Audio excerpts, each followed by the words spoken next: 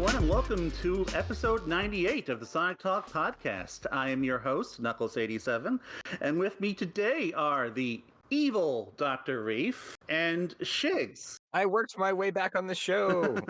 Also, he's technically mostly replacing our usual third person, GX, who is running the tech behind this and will be chiming in later. I don't know if he wants to chime in right now just to say hi. No, I'm chiming in to say hi. I will be on the show whenever it's relevant because my microphone is bad and I'm on vacation. Your microphone Yes, is bad and you should feel bad. He's on vacation. He's trapped on an island by an evil fish or something. I don't know. Or it might be a video game. I guess know that there's a log cabin involved. We're gonna. This is gonna be our usual kind of show. We're gonna discuss what we've been playing, and then we're gonna go into the news. So, hasn't been introduced yet. Who hasn't been introduced? Me. I said you, Shigs. Yeah, I just talked over him is the problem. Oh, I see. Okay, Shigs is also here. Again. May the 4th, something or other. Is that why you wanted me to introduce you so you could do that Star Wars thing? You realize they're not going to listen to this on the 4th, right? All right. So, Mr. Reef, what have you been playing? I started up again with a game called Into the Breach. Into the Breach is a turn-based strategy game, fairly simple. It was made by the same people who made FTL. And around, I think, summer of last year, they put out a fairly sizable free update for it. And at the time, I was just engrossed in Super Robot Wars 30, so I never got around to it. And then this past week, I was like, oh yeah, I forgot. They actually gave a bunch of free things, free new content for this game. So I sort of dove back into that. And man, they added a lot of new machines. They added a lot of new items and new enemies, and they really just kind of like doubled the content of this game. And it was a game that I had sunk a lot of hours to begin with, but man, they did a great job. And I gotta say that it's as fun as it was, if not more so now. As I recall, this is a game that the sprite work kind of got my attention last time I saw it. Looks like darker, more on the realistic spritey side, I guess. Yeah, I don't know. Looks nice. Yeah, it's cute. It's like a little pixel art mech thing. It's very strategy heavy. Like you have to like puzzle out your turn because you have maybe like 4 or 5 enemies on the map, but you have to try to make sure they don't hit anything or don't hit you, and you can like attack them or push them or all these different things. And it feels like there's always at least one right answer, but you have to kind of sit and think about it for a little while. Oh, and it's a Netflix game. Interesting. Oh? Yes, this is according to the gamer. This is Netflix's first must-play game. Oh, interesting. Yeah, but So little robot strategy game then. Yeah. And again, they just put out this free update probably about a year ago. So if you haven't played it since then, definitely check it out. It's like doubled the content of the game. I really do need to just get into the genre in general. So, Shigs, you've been playing a Disney game. Yes, I've been playing the new kart racing game, Disney Speedstorm, which currently is in early access. You have to buy a Founders Pack for it, but it'll be released as a free-to-play game near the end of the year or the beginning of next year, from what I'm led to understand. And I think Cheap Ass Gamer said it best when they said it is a great kart racing game. It's half a great kart racing game and half of everything that's wrong with the video game industry right now. So I just heard someone say that it's Mario Kart for Disney adults. As a founders, as far as the founders pack goes, there's 3 different kinds. There's $29.99 one, which will give you Mickey and Donald and a racer of your choosing. That's hard to get normally, and then a certain amount of their virtual currency in the game. A $49.99 one, which gets you all of that plus Mulan. and some extra virtual currency like that. And the $70 one, which gets you Mickey, Donald, Goofy, Milan, Hercules, and Captain Jack Sparrow, and a bunch of extra virtual currency. And basically, yeah, it is since it's early access to what's going to be a free to play game, it has the free to play experience with that. It's from Gameloft, from the developers of Asphalt 8 and 9, which actually, if you play those as free to play games, they're absolutely great racers. And this is no exception. This is when it comes to the gameplay in Disney Speedstorm, it's absolutely one of the best kart racers I've played. It's got a great gameplay engine to it. It's got this feeling of combination of like Sonic and Sega's All Stars Racing meets Burnout, meets a little bit of Crash Team Racing, because the difficulty is kind of on the high side. It does a good job of being an aggressive racer for the most part on the AI, and you can't really get that rubber banding feeling because there's these constant boost pads on the track, plus you gain boost. So if someone shoots ahead, it's not unusual for them to shoot ahead of you in normal multiplayer and such. So the AI during every single game gets really aggressive, except for the last tenth. Well, it will ease back for you to win if you're at a lower level. But yeah, the gameplay itself is absolutely great. I enjoy the heck out of this game. I keep coming back to it constantly during the day. I'll be doing something else, and I'm like, well, I gotta see if there's anything new added to Disney Speedstorm. I want to go back in there. It's kind of got that addictive quality. Now, do if you you're have gonna it get on a the sound- Switch? I know I have it on the Xbox. Okay. But if I'm going to recommend anyone to get, I would just get the $29.99. Because in the past 2 weeks, I've started with 3 characters, which was Mickey, Donald, and I chose Baloo, which he's not the best racer, but he's okay. Baloo is in I just like this? him as Baloo. Yeah, so you could choose from like several different genres. There's Mickey and Friends. There's Hercules, where you pick Hercules and Megan. There's Pirates of the Caribbean, which is Jack Sparrow and Elizabeth Swann. There's Jungle Book, which is Mowgli and Baloo. There's Monsters Inc., which is Mike, his girlfriend, and then Sully, and then I forget the name of the villain one, the little chameleon guy. The lizard. Yeah. And then there's Beauty and the Beast. And so Man. for I those have 2 a weeks, I have very important clarifying question. yeah, Is this Tailspin Baloo or Jungle Book Baloo? Jungle Book Oh. Blue, which kind of that's just one thing that just disappoints me, is They that screwed up. some of the current Yeah. everybody is wearing racing suits, just racing suits that you can lock different colors of the racing suits. Like you have Blue in a green suit with banana print, but you can't unlock Tailspin Blue, which I would absolutely love to do that. Or you So can't Baloo unlock, isn't naked then? no, he's wearing a racing suit, and you can't unlock. Yeah, sorry to disappoint. So you can't unlock Well, Mickey. Jungle Book Baloo is supposed to be naked. They should have just gone with Tailspin Baloo. They're gonna put clothes on him. He sang a So whole song about it. yeah, like I there's mean, no like 80% Steamboat of Willie Disney for Mickey characters are Mouse, naked, because so Steamboat Willie's gonna have his own racing, because Disney's trying to make Steamboat Willie like its own character, because they know the copyright for that thing is ending Yeah. at the end of the year. But yeah, as far I've unlocked all but like 3 of them so far, because I think they're being real generous with the unlock tokens and everything over this time. So yeah, don't spend $70, spend $30, and you'll still be able to unlock pretty much most of the racers over a period of time. It just unlocked Jack Sparrow and Hercules the last 2 days. But I'll be anyway, honest. it's a great Yeah. kart racer, but then there's the microtransaction side of everything. Ugh. Now, yeah, when I play Fortnite and I have currency in Fortnite, there's only one currency. There's V-Bucks, which you can spend on, other characters or emotes and stuff, and that's it. Just one currency that you buy with. This thing has technically 5 different currencies. jeez. 2 of them I am God. barely counting as currency, because they're tokens you unlock in the season and multiplayer. These large tokens that are just good for one unlock.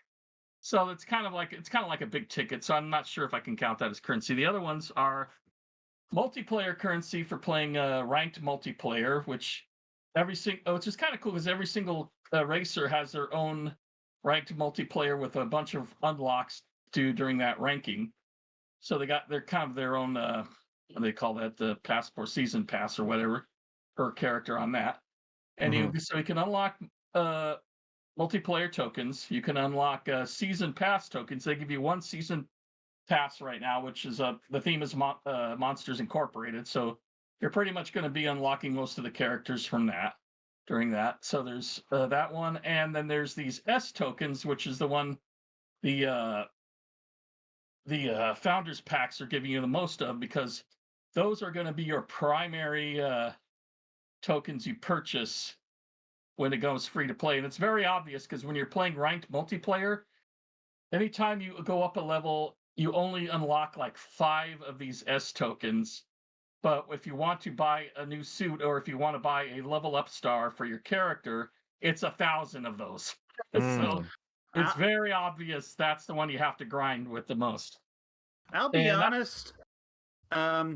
This kind of business model always just turns me away from these games, because I just get too. I like knowing what I'm gonna get with a certain amount of money. I like just a complete package, because otherwise I just stress out over not wanting to like have to slowly spend more money over the course of a game and spending too much. So I guess don't touch it at all because it's too stressful. Yeah, currently in the early access, you can't spend any money. You just have what you get in the founders pack, and then what unlocks. Oh, okay. So it's either $30 or $70. Yeah, $30, $50, $70, and that's and you unlock that, and then you naturally unlock stuff during the races and everything. Like I said, I started with a $30 pack. I unlocked pretty much everybody that was in the $70 pack now. And the only other thing so then there's so many different items to purchase. There's not only the characters to unlock, there's the items that are upgraded, and many of these items are unique to that particular genre of racers. That's why they have the collections are separated from Mickey and Friends to Hercules to Pirates and what have you. And then there's crew members that are for each individual racer's got their own different crew members that you have to unlock. 5 crew members for each genre, and you can level up those guys. And and then what's worse is when you unlock a new racer, he's usually not immediately that good to use. So you got to level them up too, huh? Yeah, you have to level them up to a 2nd star before they get their unique skill. You get a lot of these skills in the game, which are pretty cool. One thing they do that I really like is when you get you usually call them an item when you're racing to use. They have 2 different levels to them. You can either use, like, say there's a ninja shrunken you can use. You can either tap it forward or back, and it would work like a green shell where it would just shoot forward and maybe ricochet off the walls for a bit until it stops. Or you can charge it by holding down the button, and it'll go slowly, but it'll aim for the person in front of you. So, and the unique skills have the same thing where and this is the problem with the main game as far as balancing it, is that some characters have way better unique skills than others. In fact, the most distance ones are Mike Wazowski and Sully from Monsters Inc. Because Mike Wazowski is the absolute best racer in the game right now to level up and everything. Because his unique skill is he launches a 2 doors that he can go through and cut a whole cut like 200 and 300 feet ahead of himself and shoot forward real fast, where all Mike could do is like roar, basically. And that's it. Plus Mike has the biggest top speed, but the lowest acceleration and boost, which makes him really slow. Considering you're constantly getting hit in the game, he's never going to be anything but like last place all the time. He's the worst character to use, and then his best friend is the best character to use in the game. But yeah, a lot of the characters have unique skills and unique abilities, which really make them stand out. They're not just grabbing somebody who's got different speed stats. Each one of them has a different, unique feel to them, which I really like. Huh. Unfortunately, though, I just don't really find the characters. It's As not far as going a to be all that free-to-play interesting. thing, I'm not sure if I'd recommend it, but for a $30 game, you eventually unlock everyone, then I'd probably recommend it because I like I say, I Hmm. really, as much as I hate the microtransaction stuff, I'm really enjoying playing it. Well, I'm probably just going to end up not touching it. So, speaking I of might what be I then. have been touching, Gross. so hey, you people touch things. Why is that gross to people? It's just You're right. that's what That's you the use your Nintendo hands for. DS. I forgot about the Nintendo DS. I have been using my Nintendo 3DS actually among Oh. consoles because I have been playing 2D Metroid, all of the 2D Metroid. Aside from the first one, which I beat back in like 2018, so I could start playing the remake. So yeah, so over the last month and I guess a week or something, I've been playing. I've been playing and beating Metroid: Samus Returns for the 3DS. Nice. Super Metroid on the Switch via NSO. Metroid Fusion back on the 3DS. And then finally, the reason why I started this to begin with, Metroid Dread. And boy, has this been a journey. Because like, I've always considered myself a big Metroid fan, but I've always been a big 3D Metroid fan. Like I got in with Prime, on the GameCube and the Wii, and I tried Super Metroid multiple times over the years, and I kept hitting roadblocks, and then my ADHD kicks in, and I stop playing the game. So like finally, like I guess my hyperfixation finally hyperfixated on Metroid.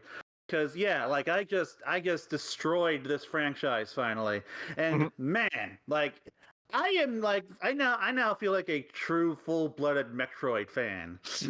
Because I have seen everything but the crappy 8-bit games that I'm only gonna check out of curiosity one day. And it's just this is just these are just such fun games.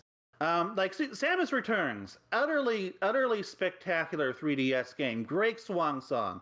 Like it just plays so smoothly, and the additions that that Mercury Steam made to the Metroid formula are just perfect. Like Samus can hit now, she can counter, she has these cool Aeon abilities that like Yeah. power up her defenses and her weapons. The map And like thing is super useful. I think that's yes, the main thing that I felt was like really lacking in some of these games. the scanner is great too, because like Yeah. no longer am I just like shooting every single pixel trying to figure out what is interactable. It's just I use the scanner. Oh my gosh, I know exactly what I can do in this room now. Awesome. Because it is just so tedious in the other games, just like shooting and using various weapons and abilities on all these different surfaces, hoping that something clicks. And so like this is just such a great modernization of the Metroid formula, and the boss battles are great. Fighting the Metroids is always a joy. And like the game has its share of surprises, like at the end, where I just spoilers for all of these games, I guess. Where like Ridley just shows up because of course Ridley shows up. Yeah, and I liked that because I had actually beaten Metroid 2, back in the 90s. And so, Yeah. going into this, not only is the map significantly different and there's a lot of power-ups that weren't around in that first game, but the fact that Ridley shows up is just kind of a like, oh, I didn't expect this. I didn't expect a post game after beating the Queen.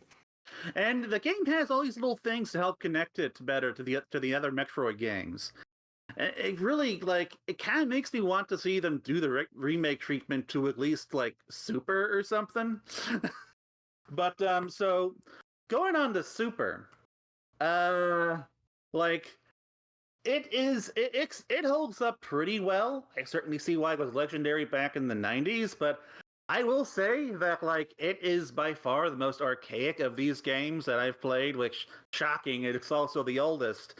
Like so the game all Metroid games to an extent can be like obtuse, I think is the right term for it. Where it's like, it's just not clear where to go. and the game Yeah, I doesn't get really that a lot. adequately give you any hints on where to go. Right, right. Like I said, there's like what? I was gonna say, I kind of stopped playing Dread right now because I got that stuck in this little looping pattern. I'm trying to find the next Mm. area to go, but every time I go over here, it's like no block. I got to go over here. Oh, that those robots are chasing me. The Emmys, which are instant kill. So I got to go back over this way, and nope, that's not over here. So it can But get like very confusing on where to go next. yeah, but it's way worse in the older games. Like in Super Metroid, like there's an instance where you have to like blow up this tube to access the water area, and Oh I only yeah. knew you could do that because I've just seen that in so many videos at this point. But like just beyond that. Technically speaking, you don't have to enter Meridia through the tube. There are other ways into Meridia. Oh, okay, cool. I didn't know that. That is, I assume, one of the good things about Super Metroid is that it is very non-linear, and there are Yeah. lots of tricks Yeah. that you can or cannot pick up on. But Mhm. like, just as a casual player, like even when I get the scanner, which like lets me see empty blocks in the wall and stuff, even Mhm. that does only does so much, and it's just kind of a pain to use. So like, Yeah, yeah. I, And I, I will say yeah. about Super Metroid though is that while it is probably the most free range, just turns you loose and says good luck. I think that control wise, I think it has the tightest controls. Like, Oh, I do not agree with that at while I didn't all. think you would. Because for one, I hate how you have to cycle through all of the different weapons. I Oh well, really yeah, hate that. the I meant wall like the jump jump. physics. I really hate the wall jump and and how the space jump works, because the space jump Really? is really picky about the timing, Hmm. and like I assume that once you've got them, and like I assume once you've got the muscle memory down, it's a lot easier because you have to like time things very Hmm. specifically, and once you have that rhythm, it's easier, and I can kind of get into that zone often enough. But like Well, that's when I interesting to me because yeah. I mean, I always play it on like the original hardware, so I wonder if there's maybe like with the Switch controls, maybe there's like a timing issue. I mean, depending whether or not you play it on a CRT, there's also the lag issue Oh, that's associated true too. with Yeah. flat I down. I don't play it on a CRT TV with my Super Nintendo, but I don't know. But the wall Interesting. jump is also just a massive pain. But regardless, like aside from that stuff, the controls are nice, but I really do just prefer how Hmm. the newer games handle. Hmm. And Yeah, Fusion. Dread is phenomenal. Like Dread Yeah. is a super worthy entry. Like being Metroid 5 is like I was worried about that for no reason at all because like it's like yeah whatever. But they announced it and I was like, oh, Metroid 5. I hope it's like good enough to be called Metroid 5, and boy, it sure was. Yeah, ain't no Sonic 4 situation. So, but like I will say this about Super Metroid, like very cool cinematics, especially for a 16-bit game. Mhm. Really awesome and surprisingly easy bosses, which Mm. took me by surprise. And I the don't know if you power-ups are all knew. really cool. Yeah, Yeah, I don't know if you knew about the very simple way to kill Dragon in Meridia, where you just electrocute it to death with your grappling beam. I did that. I That's did so that. That's why satisfying. I died so quickly. Yeah. Ah. Um, but so like yeah, and I will say I did use guides a lot for this, especially when I was just navigating the game because I want to beat it, So Mhm. that's basically how I beat Super Metroid. But like on the whole, guess really fun cinematic game, but definitely a product of its time. Metroid Fusion, way more straightforward. Mhm. The writing was a little awkward, but it's kind of what I'd expect from a GBA game from Yeah. 2002. Um, but I did appreciate that it was just made much more for a portable device. Mhm. Like it was much more linear, save places everywhere, which just made it more convenient. And all this stuff was nice since I was put back on the 3DS and I didn't have a way of save stating Oh because it yeah, doesn't yeah. do that for GBA stuff. So I had to play it legitimately. Right, right. And the boss battles, woof, were they hard? Oh yeah, jeez, oh Like they're these man. big chunky things that take up most of the area, and they're just so difficult to dodge. But Yeah. thankfully, like I could do certain things like the space jump much easier here. But like some of these things, like Nightmare and especially Nightmare. SAX, Yeah. SAX, I guess had to like figure out like an exact pattern through the boss arena in order to beat them. But it was so satisfying every single time I did. Yeah. So like I gotta like say though, with Yeah. Fusion is the one that I think, and a lot of the games do try to like aim for some horror, but Fusion I feel like is the one that really hit closest to horror experience. Like, Fusion is the one that kept me like stressed out the longest. Like Dread, I was kind of stressed out for like a couple of the Emmys, but eventually I kind of figured out how to deal with them and my brain could process it. But with SAX, the only thing that gave me comfort was that it only popped up in certain cinematic areas. But like the way the music would play, the way it would just chase you down, just those handful of scripted sequences still just kind of kept my heart up my throat. And I don't do horror, so like. But yeah, like that's definitely a big plus when it comes to Fusion. Probably my third favorite Metroid, but then we get into Dread. So that is, of course, I'm so glad that I'm not one of those Metroid suckers who had to wait 2 decades for the next game. Because but like Dread, like just an utter perfection of the entire formula. Like the controls, perfect. Map navigation, so easy. I did not look at a guide once for this game. Not once. Because everything is just conveyed so effectively, even before I get the scanner. Like, I just look at the map and figure out, like, what areas need exploring, and then I go there, and it was just like, so smooth and flawless and fun, but still difficult. Like, just everything was just balanced so perfectly. And the bosses, so awesome. Like, not too easy, not too hard. And, like, Kraid, like, I knew Kraid was in there because, Nintendo announced it, but Kraid was still really nice to see and really, really fun boss fight. Like, all the bosses just provide me with just enough challenge. But probably, like, the highlights for me were the Emmys because, like, they should have won an Emmy. Because, like, you can't fight them, so you have to run. So every time you go through an area, it's this like high octane experience as you're just like running through the area and trying to explore. And like for me, how I play it is I just go in there, I explore a bit, I die, and then I I slowly like kind of figure out the area, and then finally I guess blast through it, and eventually I find the thing that lets you kill the enemy, and then you kill it. And that is always so satisfying whenever I manage to get rid of an Emmy. It feels good, and I like that feeling.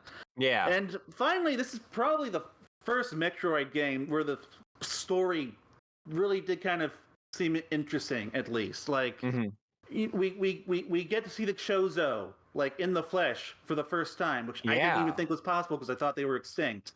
Like, perfect way to end the story arc, by the way, is digging into Samus's past like this. We get more insights on her origins, on how Samus was created, on where she came from, and we get more insight on the Chozo. We get to see this whole like warrior tribe. Yeah, that was interesting.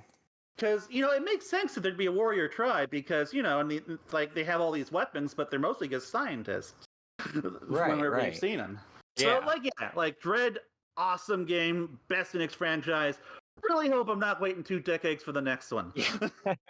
So the other thing I really got to say before we move on about Dread that I liked was the fact that it switched up sort of the order that you get the items in. And I remember you mentioning this specifically, where it's like, when am I going to get the Morph Ball? I'm like halfway through this game. Like Morph Ball, like I'm used to getting that immediately, but this is like I had to go through halfway through the game before I found it. Which at least there's the slide, so yeah. Yeah.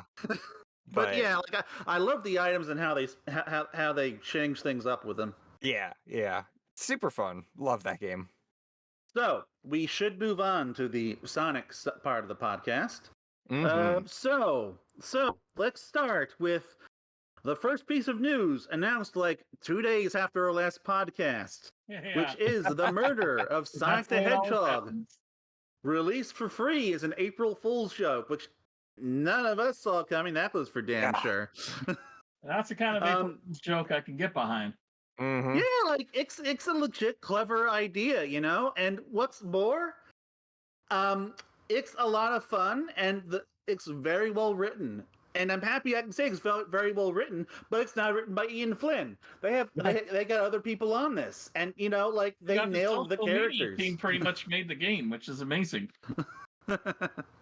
And yeah, like this was just like made by the PR team. Which, man, I hope that I want more of these made for money. You know, like I don't want this to be the only like joke visual novel, because this is like it's just like a legitimately fun, well written experience that just kind of lets you hang out with the characters for a few hours, which Yeah. is something I've been kind of wanting, especially ever since the Archie comics died, because the IDW comics don't really give you much downtime with the Sonic cast, which is something that Archie used to do every now and then. Now, Right. like, Right. I don't know. I've played most of it. I haven't quite beaten it. I suspect we may like. I hope we do a proper like review impressions of it later, like next podcast or something. I don't because I don't know if Shigs is even. If Shigs, have you played much of it? You give any thoughts? Sonic the Hedgehog? I played the Murder whole. of Sonic the Hedgehog. Yes. Okay, good. I played about an hour of it. It's only and, 2.5 to 3 hours, so of course it's not. It does take too No, long to get yeah. through, so no problem. I got to Yeah. get through it. I keep playing Into the Yeah, we Breach. can't really do a spoiler review, but you know, it was a lot of fun, and they do a great job with the characters. I love what they've done with Blaze. They've really given her a bit of a personality. She's more snooty than Yeah. usual. Blaze was having fun. Yeah. Yeah, she's just having fun. It's nice to see that. I But named yeah, my character Doof, Mhm. you figured which seems oddly perfect for him. I do not remember what I named my character, actually. I know what the remember official name is mine. Barry. Ah, Well, but yeah, anyway, I really enjoyed it. It's cute. I definitely want to finish it. The little bit that I played is like, I don't know. It reminds me so much of like that Phoenix, right? Like, here's Oh, this yeah, I think that's what they're ridiculously going for. contrived thing that happens. yeah, and it's just so goofy. hmm Well, the people who made this just have a great sense of humor and superb art style, by the way. And it Oh, got yeah, it's over a cute. million, and it got over 1 million downloads in a week. Which Nice. I guess shouldn't be that Imagine. surprising. Yeah. But I guess Sega, give us more of these, please. Just not Yeah. free games, but just more different experiences like this for Sonic. Smaller stuff like this, like just you can sell it. It's I'll not pay the money. first time they did that. They did that. The Streets of Rage from Camarocho. Oh yeah, It's, but yeah. I guess they mostly released prototypes, but I guess that was a legit like new game, huh? Mhm. it's kind of like for fun release, you know. Yeah. So, moving on. We also got the Spin Dash announced for Sonic Frontiers, which is That was interesting. a very good podcast. Yeah, I was gonna say GX's old show is going into Sonic Frontiers. How did that happen? It took me a moment to realize that you guys were referencing your old podcast. Yes, I will admit. I had a lot of fun doing that show way back in the day, so I wanted to slip that in there. Shame it- I have not played Frontiers, so I didn't realize that the Spin Dash wasn't in it. It seems a little weird to me that it is the year of our Lord 2023, and that is only now just being patched in.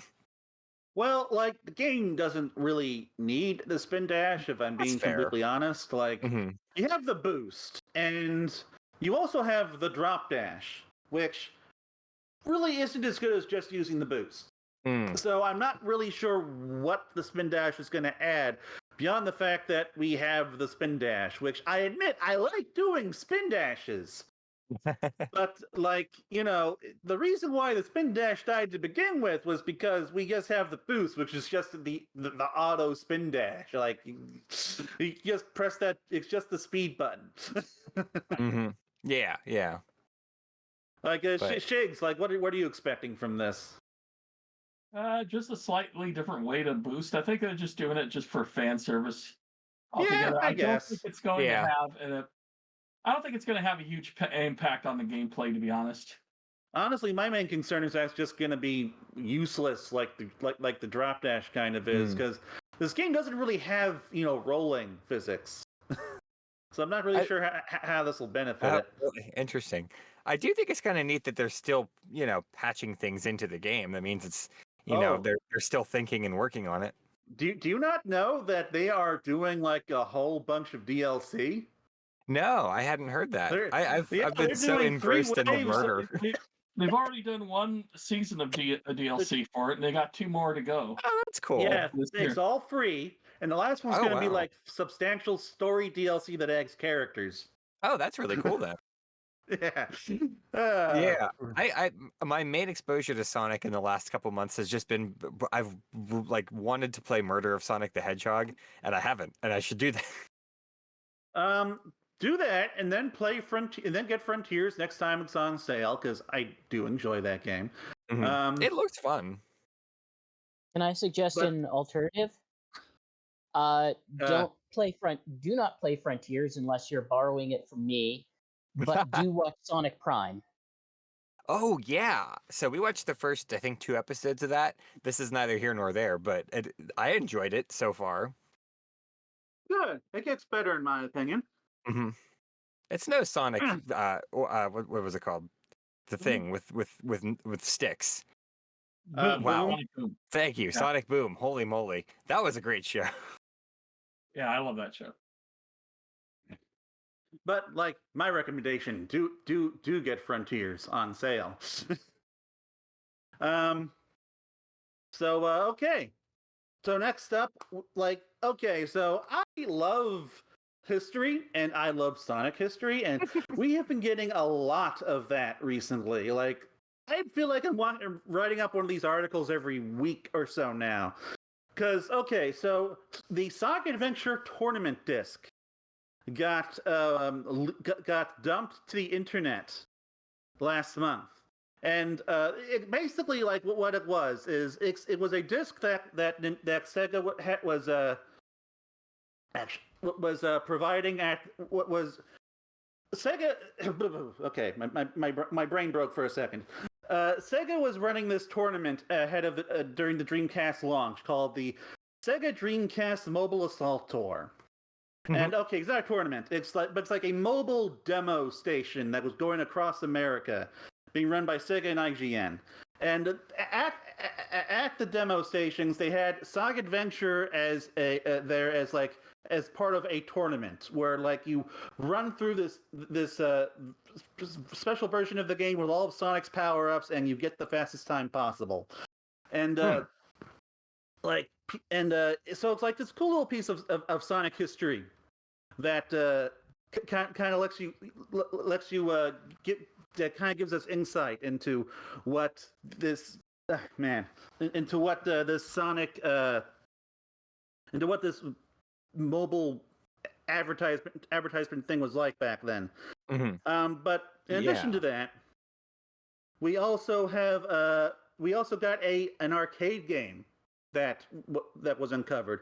Not like a video game, but a physical game, starring one of Sonic's animal friends, Rocky, the seal from Sonic 1. Yeah. So like apparently Sega was attempting to market some of the little animal characters, and Rocky was one of them. And at their arcades, they'd have this. Apparently, they'd have this game starring the character, where you could throw a ball and balance it on one of the seals as it's blowing air out. And you'd win prizes and stuff. I'm looking at the picture of this, and it's interesting. This is just straight up Dave and Buster's level nonsense. Yeah. It was basically under their Carnival Games label. And also we've got lots of early material from Sonic 2, including early Tails artwork where he's all fluffier and stuff. And apparently he was. You ever wonder why Tails was brown in Sonic Sad AM? It's Oh. because the early sprite artwork that Sega sent them was brown, and Mm-hmm. like it was like Tails was also bushy, and like this was all in flux and changing during development, and this affected what we'd eventually see in the comics and cartoons. Mm-hmm. That's really That's interesting. really interesting. 'Cause that explains a lot. Because we've always known him as to be like a yellowish orange, kind of a bright orange color Right, for his right. fur, Yeah. and then to see him brown in so many different cartoons was a surprise. Mm-hmm. I, I never thought of it. It's like, yeah, that's what Tails. That's what foxes look like. He's a fox, Right. and Yeah, I never considered it. and also we also got like lots of genocide city level stuff. That was released on a completionist charity stream, and we basically like at this point we just like have entire level layouts for Yeah. what they were working on. That's super cool. And sort of to bookend this whole section of news here, I absolutely love when stuff like this gets revealed. Like I will frequently go on places like, cutting room floor or things like that, and like read through like, oh, what are some of the things that were cut from, I don't know, like a while ago I was looking through like Sonic 3 and Knuckles stuff that was cut. And I love whenever these kinds of things get revealed or leaked or announced or dug out of a closet and then posted online. I love the like level chart for this Genocide City thing. It's so cool. Yeah, and like we now know that the level apparently had underwater sections. I hate that though. That's bad. so it so it's like yeah, like we are now in a position where at the next Sonic hacking contest, someone could hack this level back into existence Yeah. conceivably. I mean, Like there's the map for it right there. Yeah. we got the map, we've got color palettes, we've got sprites, and like Metropolis Act 3 is actually based off of Genocide City, so like we even technically got a working level. Yeah. Yeah. Um Yeah. so like yeah, so lots of cool old stuff getting revealed here, and finally we also got an internal Sega video leaked that gave us an early look at Sonic Frontiers. And it gives us an early look at some of the mini bosses, like the caterpillar, which the final version of the caterpillar is probably one of the most annoying bosses in the game. But like, because like it sucks you in and like traps you on this like on this like grinding rails battle. Mhm. Apparently, earlier on though, it was just gonna like attack you with lasers and big balls of energy and stuff, which frankly like just seems much better to me. And Supersonic's transformation was also used to be much more impressive too, like way more glowy and goldy and stuff. Lots of stuff around him instead of what we get in the final game. And some people are speculating that like I don't know, maybe the Switch forced them to tone certain things down, but I don't know. But in addition to that, like it also gave us a look at the Jet Grind Radio, the new Jet Grind Radio game. Oh, that's cool. Yeah. I hope that project's still in development. That Persona 3 and a Persona 3 remake. Like, oh, okay. Really hoping this stuff didn't get canceled. So hardly anything's possible. I love pre-release stuff like this. It's so much fun.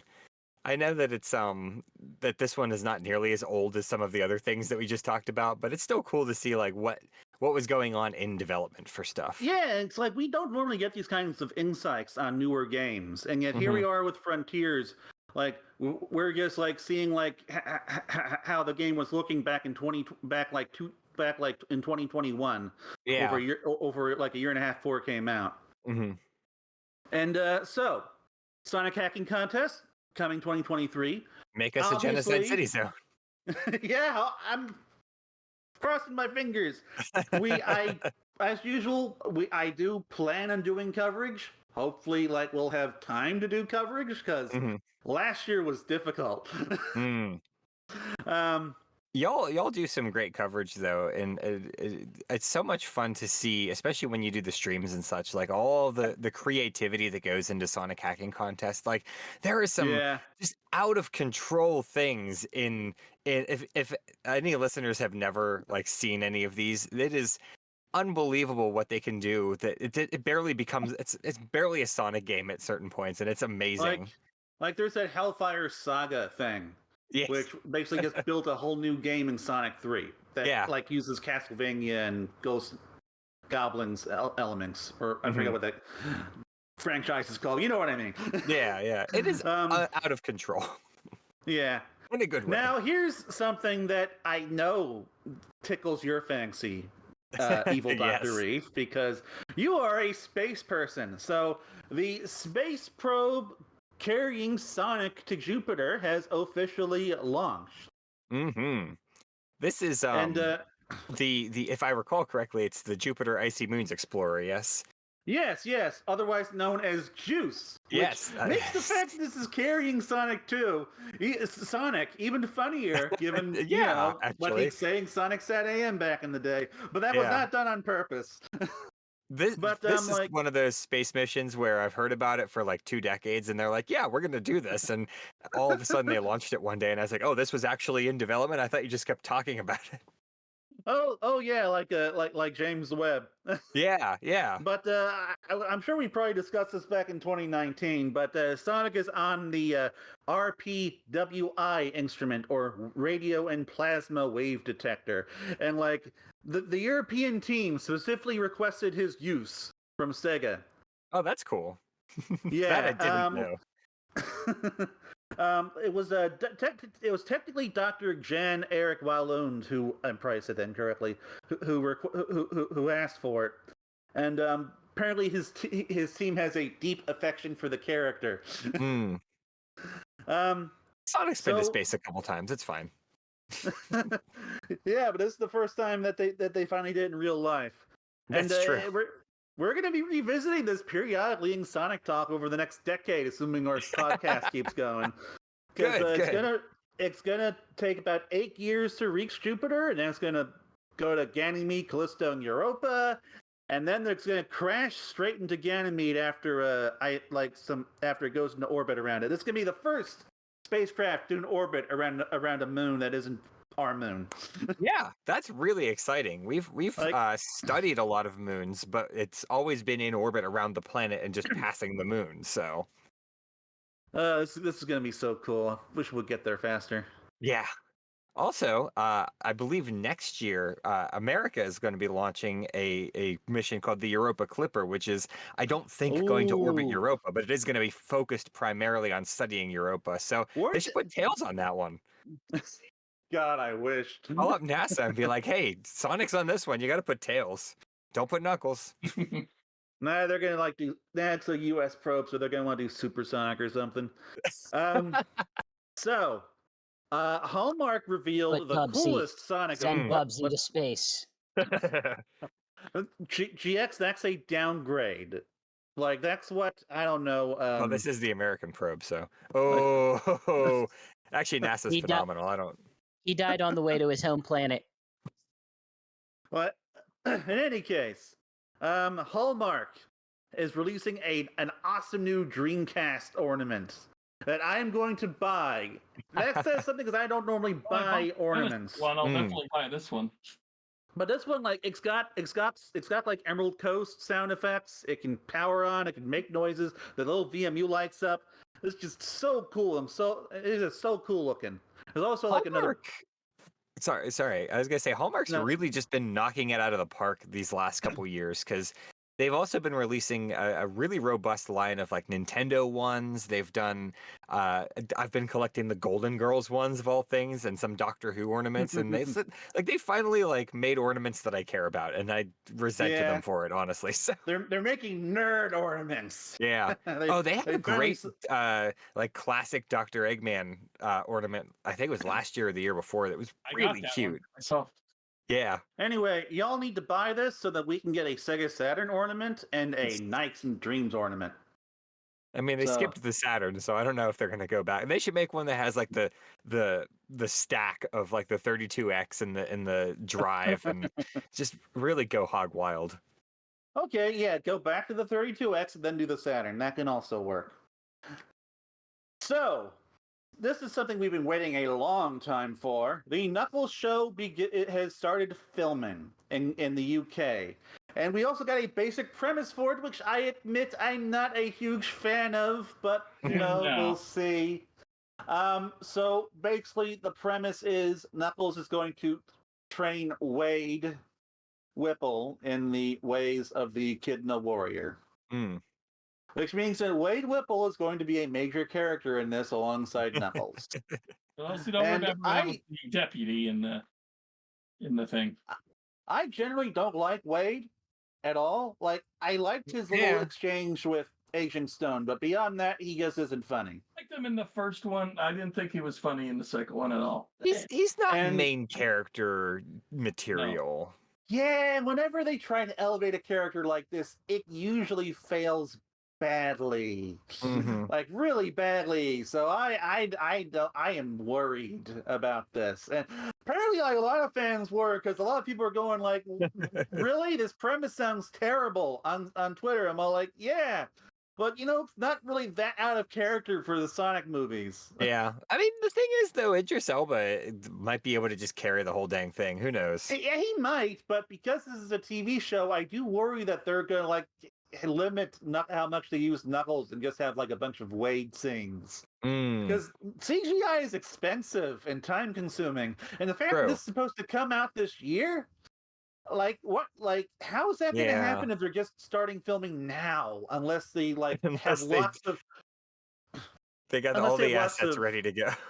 Unless they have like lots of animated sequences that they've already been working on, which fingers crossed. Like I really want them to like do more fantastical stuff with the show, like go into space and stuff. But it looks like no, we're just going to like London or New York or whatever. I don't know.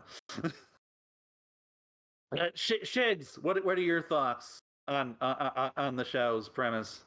I don't like the show's premise. I hope they there's more stuff going on with this. I mean, God, it's just Knuckles and Wade, and I at least hope they go into his Knuckles backstory a little bit. Even I if hope so. Just flashbacks. I guarantee that there's more to this than just Knuckles training Wade. Like, what worries me about this is just Wade's going to be a major character. So, like, I don't know, hopefully there's, like, lots of good old Knuckles action and story stuff in this to make up for it. Or maybe the Wade stuff won't be so bad. I don't know. We'll see. Yeah. So, it's hard to say. I feel like that given that it is supposed to come out this year, it's going to be a really tight turnaround, but I am prepared to be surprised, so. Yeah, I mean, I wasn't expecting the first movie to be good, so, hopefully I'll be surprised again. So Yuchinaka is placing the blame on his insider trading, partially on a secretary. I don't know why I thought you were going to say Ellen DeGeneres. No, not her. Martha Stewart. Sorry. Apparently, basically his argument is that his secretary sent him something he wasn't supposed to see, and I guess he couldn't help but act on it. But regardless, like apparently, like it's speculated that it's just someone trying to. It's just him trying to get a lighter sentence. Buy stock. It was just totally by accident that I bought the stock. Yes, I did. I know I wasn't supposed to see this, but the deal was so good I couldn't pass it up. Would you? Because it's already like effectively an opening shut case, and I guess you gotta try something. I don't know. I don't blame him. We also got to see. So, like, here's some big news for me as a Samba de Amigo fan. We've got to see half of the track list, and I admit I'm not familiar with most of this music, but I at least like some of what I'm seeing here because they are still keeping at least some of Samba de Amigo's identity. Because Ricky Martin has a song in here. Gotta have a little Ricky Martin in Sonic the Amigo. Yeah, I really don't know a whole lot of these songs, honestly. So we got the Macarena, we got La Bamba, which those are two songs you got to have in something like Samba de Amigo, and we also I Will Survive. Yeah, which that's a good song. Oh, but Centerfold. La Capa de la Vida from Ricky Martin. So like yes, I approve. But like like I've heard at least some people. I like when this track list came out, I saw people saying, "Oh yes, TikTok from Kesha." Uh, That oh, and let's see. Come on, what was another one? Bang Bang. Saw a lot of people saying good things about Bang Bang. mm. So A like, weird I mean, I don't crypto know. DJ who did that Sonic set over that 1 year, and it really was terrible. Yeah. Okay, so there is a song that technically has a contribution from Steve Aoki, and yes, that was terrible.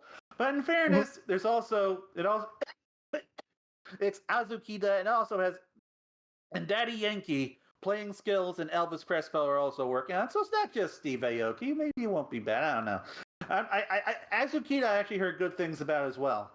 But I haven't listened to this stuff yet, so I don't know. But what we really need, what I'm really hoping for, is Samba de Janeiro. I think that's what it's called. Uh, yeah, Samba de Janeiro, which that's a classic Samba de Amigo song. They have to have it. So hopefully it's in the next half. And Yeah, that'd be finally, cool. before we officially bring GX in, unless he just wants to chime in right now, IDW has announced massive layoffs and has voluntarily delisted itself from the New York Stock Exchange. So IDW has been going through some pretty significant financial troubles for many years, mostly associated with their streaming their streaming efforts. Mhm. Because yes, they do at least license out their original properties for shows. Although I think so. Like whenever like something doesn't go well, they lose a lot of money. Well, like at this time, I believe they have one show licensed out for Netflix, if I recall correct. I forget it's locking exactly which. it's Lock and Key. That's the But in one. addition, Oh, okay. And you figure, unless that show is an active production, then they're not gaining from it. Much in the same way that, like, Archie's probably in big trouble whenever Riverdale is like done. So, yeah. um, but yeah, they've taken a lot of, like, we'll say, I guess the best way to put it is they are not in great financial situations in the way that companies kind of need to be in constant growth, yeah. as opposed to Yeah. previous years where they would have things like, and these are things that they've directly attributed it, uh, a Batman tabletop game that they were actively shipping direct to consumer last year. Well, they don't have that this year. It's not going out in the same manner. Yeah. The streaming issue, like, they have their hands in a bunch of other things. I honestly own several tabletop games that IDW has put out between The Legend of Korra and Sonic itself. Should get that So Sonic Dash Course game while it's still Like available. this is a multi-million-dollar company, and comics make up like hundreds of thousands of dollars worth of their overall like costs and revenue and stuff. So like, like yeah, it's mostly other things Yeah, that are it's mostly the other things. dragging It's them mostly down. the streaming and the games and such. And plus, people are already worried about, oh, is Sonic going to get canceled or whatever? No, I don't believe that for 1 second. well, They are one of their okay, biggest sellers It could get outside of digital canceled if service. IDW goes under. If Well, yeah. I IDW mean, goes yeah. under, then yeah, of course. But I mean, it's still one of their probably top five, I'd say, best-selling titles. I mean, yeah. It's They definitely a the flagship. only IDW books that I know that have like hardcover omnibuses for them right now are Ninja Turtles and then Sonic. And Ninja Turtles this is the one biggest seller right now, this but I think one Sonic is a Sonic close book second. This one Sonic book released last year wasn't a comic book. It was like a graphic novel or something. I forget what it's called. Like they make like $500,000 on that, and so Sonic makes them money. Mhm. But regardless, so they lost 39. So they fired 39% of their staff, including like basically like their entire PR and marketing department, and like half of their editors. And also a large part of their leadership. Like the new leadership is basically completely new, I think. Well, Oh, okay. not completely new. The Well, the new new positions. CEO What I is meant to the say. board of directors' son, so Uh-oh. that's something. Yeah. Uh-oh. And in addition to that, the editor for the Star Trek comic now runs IDW's entire licensing division. Huh. That news just came out today. Oh, okay. So that means that she does oversee like Sonic and such, in addition Mhm. to Star Trek and My Little Pony. If you're trying to like figure out how this is going to affect the Sonic comic, the best way I could probably say is unless IDW strictly has to make major licensing cuts, which I don't think they're interested in doing unless it's a last resort, since as we discussed, yes, that's a very profitable division for them. Yeah, it is The their most ways that profitable this comics division. Mhm. the ways that you'll probably see this impacted is not cancellation. It's more likely going to be their release schedule, their release style, whether or not they double down on certain things or let other things go, whether they specifically go for certain writers, either having more external writers or fewer externals, depending on which they see as the better investment.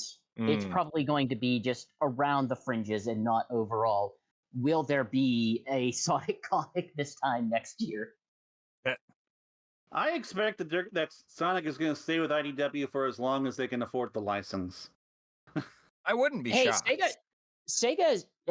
Let's put it this way: Sega has used IDW external talent in their own internal projects, so I think Sega, by all indications, seems like they're very happy working with IDW right Oh yeah, I mean we got Yeah. Tangle and Whisper as characters in Sonic Dash and the other mobile game, and merchandise, actual Sega merchandise of the characters. So I Right, do right. I think believe right now that they're an very happy with IDW. them. I do believe that an IDW colorist was one of the artists on the Murder of Sonic the Hedgehog game. Yes. So Oh, cool. yeah. Yeah. Like I said, that is a good talent pool for Sega to draw from. I think they probably want to maintain this relationship. Yeah, yeah. So now in I guess happier financial news, Sega Ugh. apparently has enough money to buy Rovio. You know what? Fair enough. Well, Well, they bought Rovio. Whether they have enough to comfortably buy Don't. Rovio, that's still up for debate. Well, no, they do have like the cash on hand to buy them. Although Sure. usually these kinds of acquisitions are like done through done through like loans and such. But regardless, like Sega should be able to buy them relatively comfortably. Like,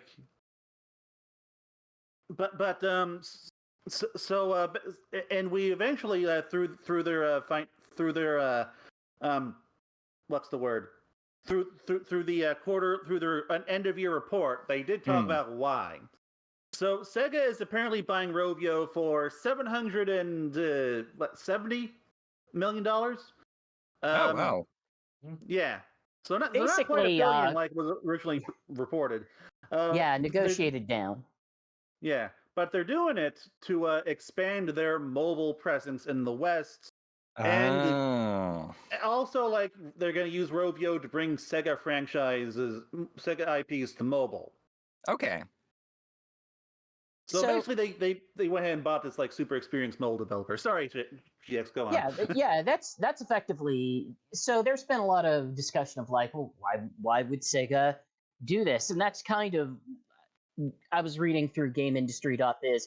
Apparently, a lot of these discussions happened like like a year ago, Oh, wow. where Rovio was interested in working with Sega in one facet or another, and there came a point in which Rovio kind of felt like, well, we've kind of hit the maximum of how much profit we're going to be able to expand into.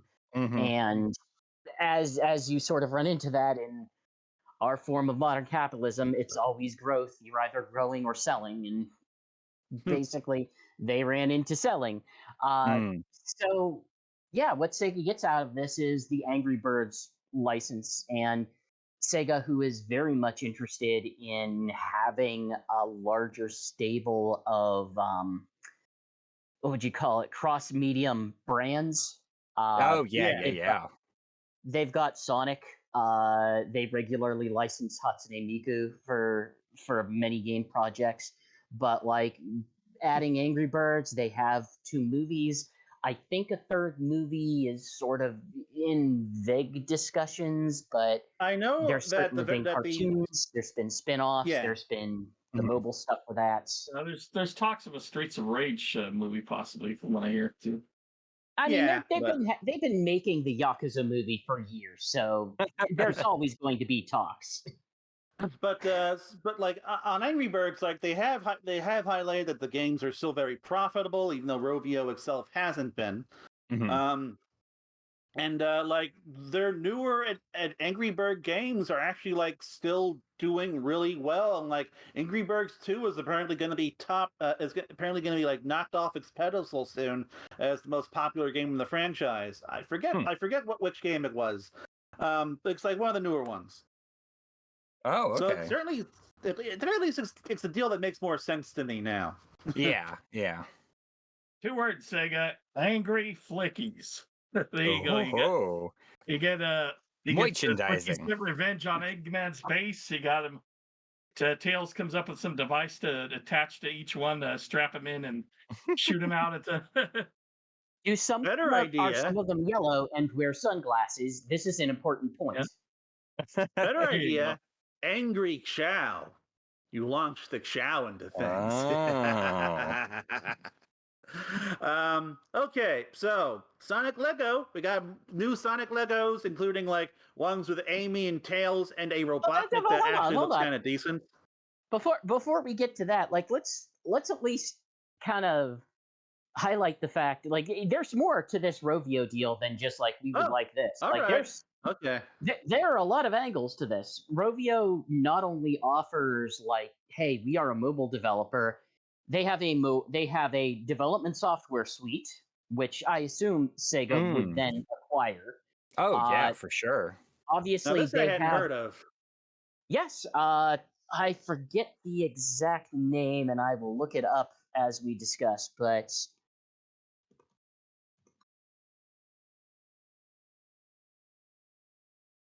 I Well, can't type and also talk. But yeah, basically they have a software suite. But most significantly, if you think about what games are obsessed with right now, it's having the games as service pipeline. Mhm. And Yeah. Rovio, as a mobile developer, has a games as service pipeline. What is Yep. Sega yeah. specifically looking to continuously tell investors that they are building again and again, no matter The how Super inane it Game. continues to sound? Multiple Super Games. Multiple super games. I am not saying that Rovio is making one of the whatever the super game is, but I will say there's a lot of institutionalized knowledge that Rovio Mhm. brings to this that Sega would probably look to benefit from, in the same way that when Sony bought Bungie, they Yeah. weren't necessarily interested in buying their shooter game. What am I with the Halo. Destiny. Oh, okay. Destiny? Thank you. Sony Halo. wasn't interested in buying Destiny that much. I mean, they could be to some extent, but they were interested in, we don't have a games as service pipeline. This is Mhm. something that we are looking into. Bungie has a lot of experience with that, and we want that knowledge brought in house. Yeah, yeah. Makes sense. And I mean, I, look, I, I mean, Rovio. Now, admittedly, Rovio's institutionalized knowledge in this case is let's re-release Angry Birds One. Oh crap! It's doing too well and preventing people from getting into our free-to-play. Let's Yeah. delist it. Yeah. wait, they re-released that? They re-released I thought- Angry Birds One as Angry Birds Classic. Then it was doing, but I think as part of either SOE, search engine optimization, SEO, and the fact that it was a one-time purchase, it was supposedly by whatever metrics detracting from the Angry Birds that they want you to continue to pay for. Yeah, Huh. the microtransaction Angry I Bird. thought this was just them like delisting a 15-year-old game or something. I didn't know it was like a re-released version. Huh. Yup, Well, that's interesting. it's incredibly cynical.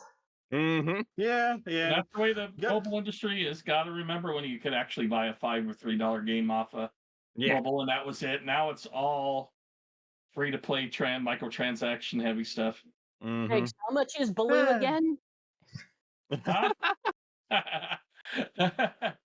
$30 for the founders pack. Yep.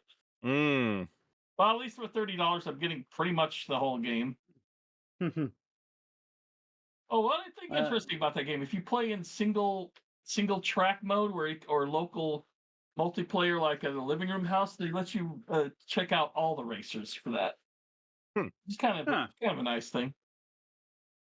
I just wish they just released it as a standard $60 game with all the characters. Yes, I really wish they would have. It would have been In 2023, are you kidding?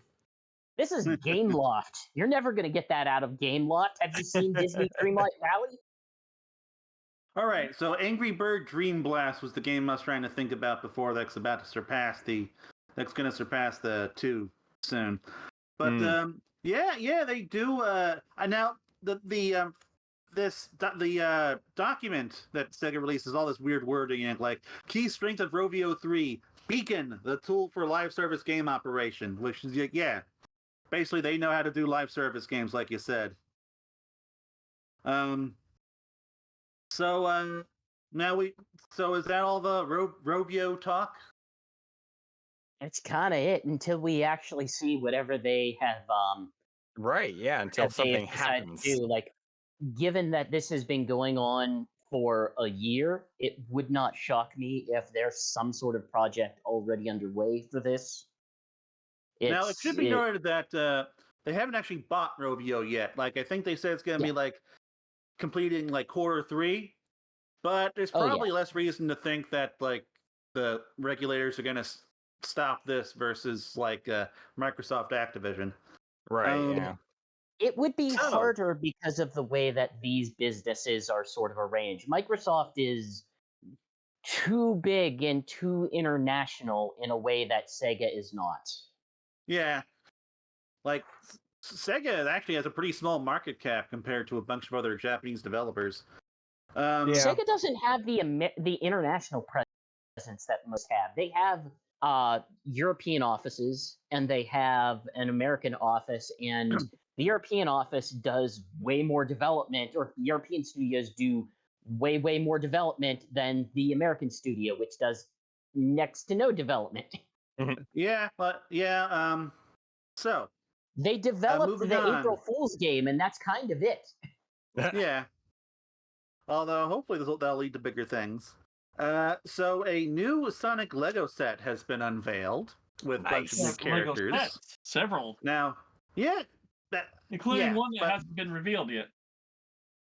Now, I'm not a huge Lego person. I don't really care. But, at the very least, I'll say the minifigs look kind of cool. Robotnik no longer looks like garbage. He looks decent. Yeah. And so it looks like we got all these mechanisms. Like we have Sonic's Speed Sphere Challenge, where it seems to have like a thing that can like launch Sonic in a little blue sphere. We've got something with Tails and his biplane. We've got something with Amy Rose and her and like there's a little animal sanctuary in that. Yeah, Amy's Animal Rescue, and we've got something with a loop-de-loop. Huh? Imagine that, proper loop-de-loop. Yeah, that's the big Green Hill set. It's like $99.99, and Mhm. That's the one where you get Sonic in a ball. You can actually launch him and try to get him to go around the loop-de-loop. That looks like a fun little toy. Yeah, no, these are charming sets, I gotta say, and I am just afraid of the price point. The price So- point Yeah, for, these I are mean, way too expensive for anything I'd even bother looking at. well, okay. So obviously, hey, if you're not going to think of this in Lego in Lego price mentality, then no, Legos are not cheap. They Yeah, they oh yeah, they They just never aren't. have been cheap, but they are not cheap specifically right now. Mhm. But generally speaking, these are not badly priced compared to No, other I sets mean, that come out. Like, yeah, they're in the hobbyist price range, which is really kind of like, if you look at the sets, appropriate, I think. But Well, as I I understand, these are supposed to be for kids compared to the honestly, no, original. I think that these are legitimately closer to the kids' price range as Yeah, far I mean, as Legos go. as They're someone not. who's collected some of the Super Mario ones, those are more, for play for kids than these sets, which are Oh, more I definitely more Lego sets. wholeheartedly disagree. These absolutely feel much more playset like than Like two of like you're these not. literally have a launcher for Sonic on them. Yeah, That is very playset like. Yeah. yeah.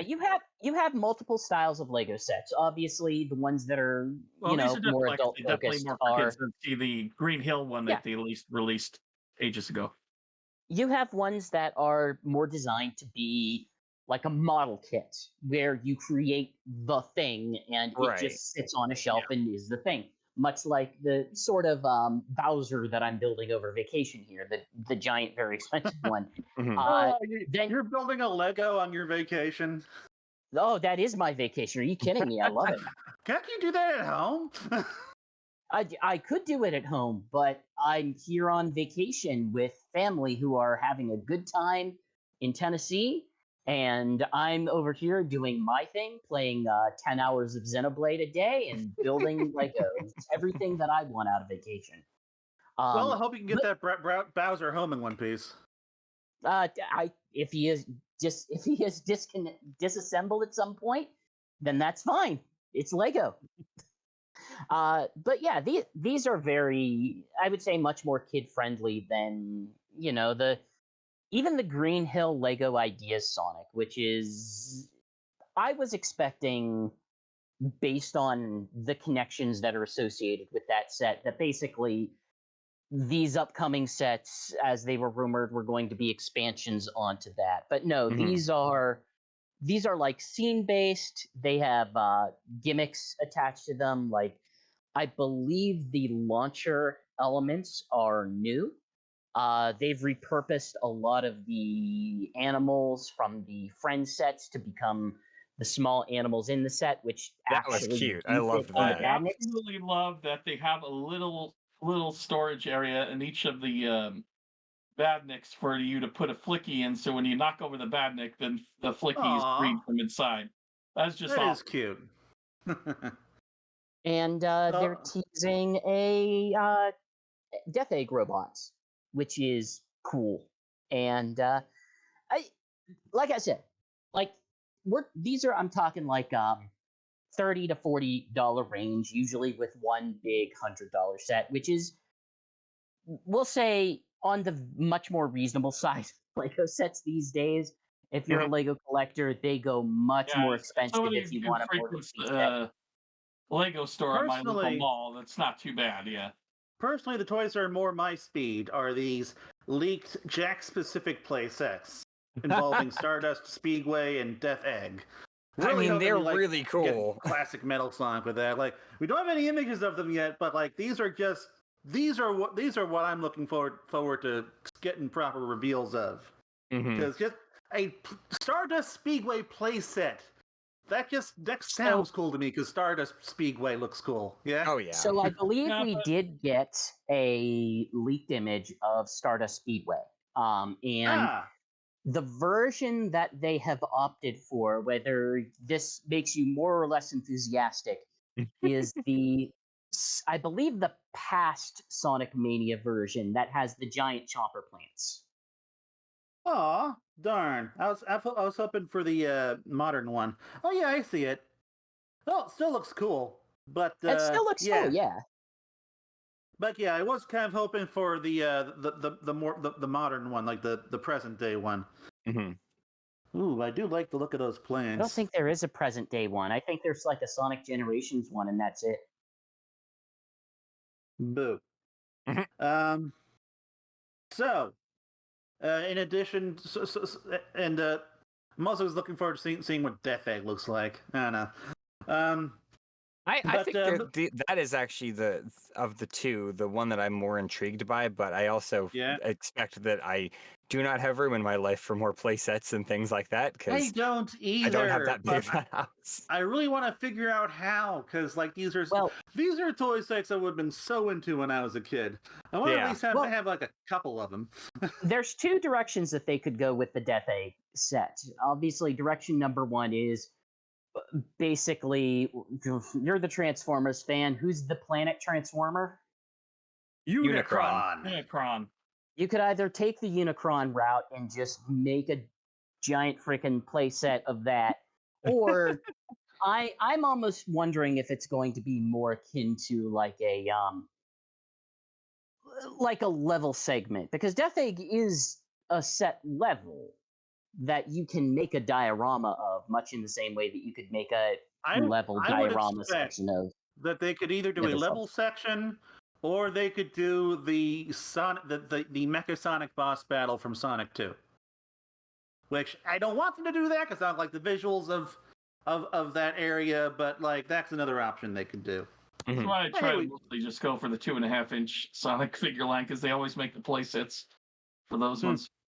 Although every once in a while some sets get announced that I'm not aware of. My local Target, well, it's not a play set; it's a three figure set. Has a 3-figure set of Supersonic, Knuckles, and Tails, but the yeah, I saw that. Knuckles and Tails paint job have like a slick shine to them. I think they're trying to play them off as Super Knuckles and Hyper Tails or whatever. Mm.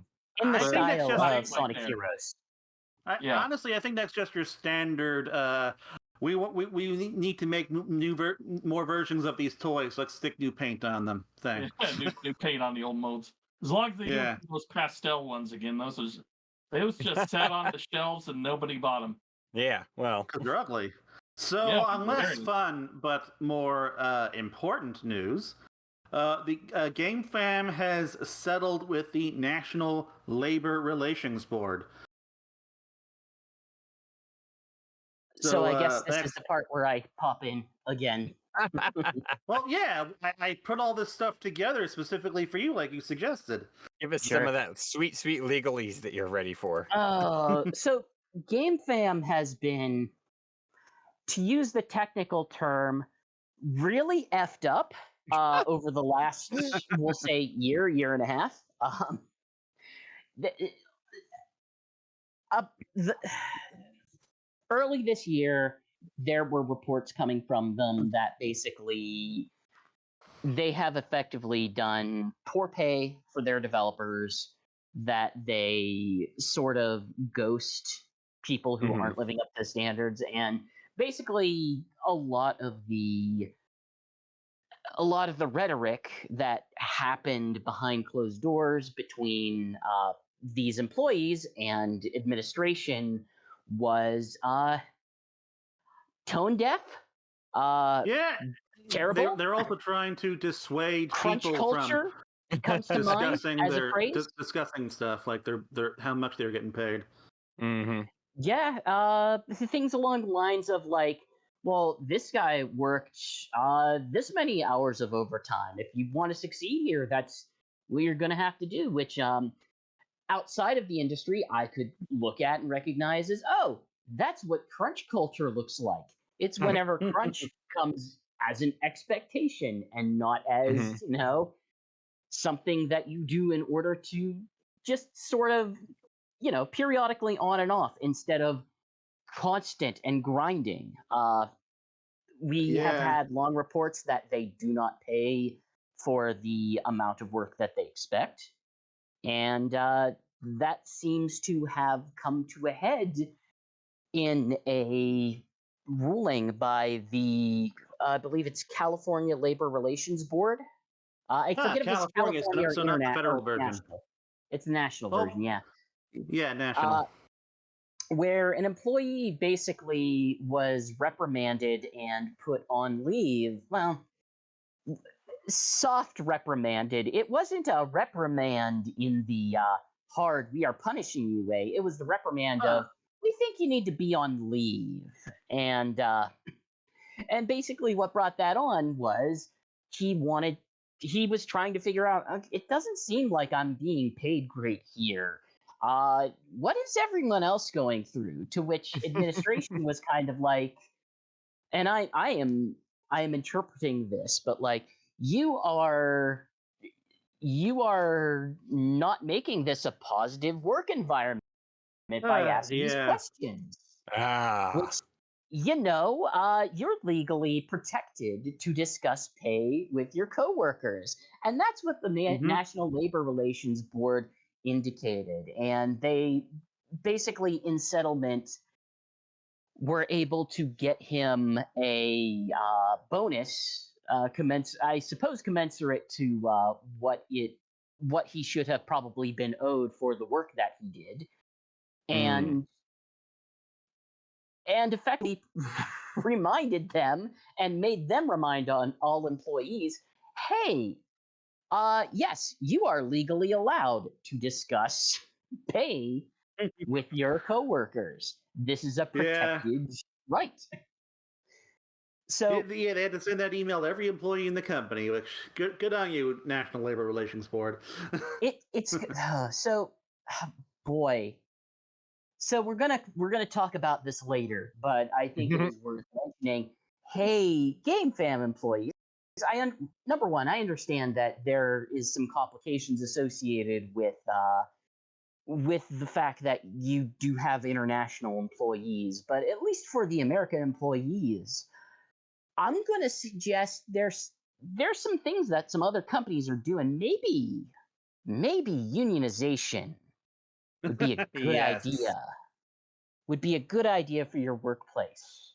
I I, I feel very strongly that that that would be a benefit for a studio like Game Fam, Yeah. which from the outside appears like they might be taking advantage of inexperienced employees or When this game employees that was think first they are going announced, for a different type of job.